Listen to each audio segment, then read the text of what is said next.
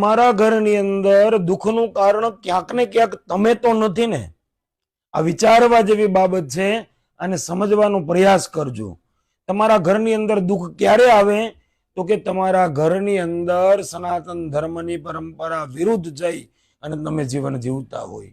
વિરુદ્ધ જઈને એટલે કે જે ઘરની સ્ત્રી પોતાના પતિને દબાવે છે, જે ઘરની સ્ત્રી પોતાના પતિ સાથે ઊંચા અવાજની અંદર વાત કરે છે, જે ઘરની સ્ત્રી ઘરની અંદર ક્રોધ કરે છે, ન બોલવાના શબ્દો અપશબ્દો બોલે છે, એ ઘરની અંદર ક્યારેય પણ દેવતાઓ વાસ નથી કરતા, માતા લક્ષ્મીજી વાસ નથી કરતા.